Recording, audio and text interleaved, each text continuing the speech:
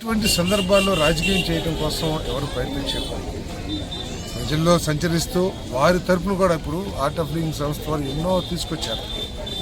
కానీ ఆ పార్టీ కానీ ఆ పార్టీ ప్రజాప్రతినిధి కానీ వారి భాగస్వామ్యం ఏంటో ఈ సహాయక చర్యల్లో ఒకసారి ప్రజలు ఆలోచిస్తే వాళ్ళు ఎటువంటి రాజకీయం చేస్తానికి వాళ్ళు ప్రయత్నం చేస్తున్నారో అర్థమవుతుందని చెప్పేసి మనం చేస్తాం. వాళ్ళు ఈరోజు వచ్చిన ఉపద్రవం చాలా వరకు ఆ ప్రభుత్వం యొక్క వైఫల్యాలే అని చెప్పడానికి ఎటువంటి సందేహం అక్కర్లా.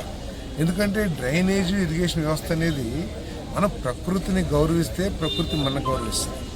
ప్రకృతిని కానీ లేకపోతే ఈ ఎన్ని ఏదైతే ఉన్నాయో వాటిని మనం శుభ్రంగా చూసుకోకపోతే ఈ డ్రైనేజీలు కాలువలు నదులు ప్రవాహ తీరుని మనం కనుక సక్రమంగా చేయకపోతే ఇటువంటి ప్రకంపనలు చాలా వస్తాయని చెప్పేసి అర్థమవుతుంది.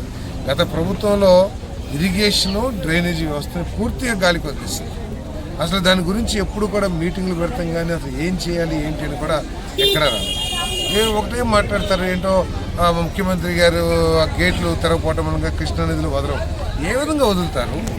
11,40,000 క్యూసెక్లు వరద కృష్ణానదిలో వస్తూ ఉంటే ఎదురు తన్నిద్దా లేకపోతే ఈ బుడమేరు వరద నీరు దాంట్లో చేరుతుందా అనేది కనీసం ఆలోచన కూడా లేకుండా మాట్లాడతాం. అది బురద రాజకీయం తప్పితే ఇంకోటి కాదని చెప్పేసి భావిస్తాను. ఈ 9 రోజులు కూడా బాధ్యతారహితంగా ప్రవర్తించింది ప్రతిపక్షం.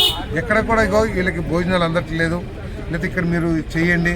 ఒకవేళ మీరు ముఖ్యమంత్రి గారితో మాట్లాడటానికి బేషజాలు అడ్డు రావచ్చు, కానీ ఒక చీఫ్ సెక్రటరీతో మాట్లాడవచ్చు, ఒక ప్రిన్సిపల్ సెక్రటరీతో మాట్లాడవచ్చు, కలెక్టర్తో మాట్లాడవచ్చు. ఎక్కడన్నా ఒకసారైనా మాట్లాడాలి.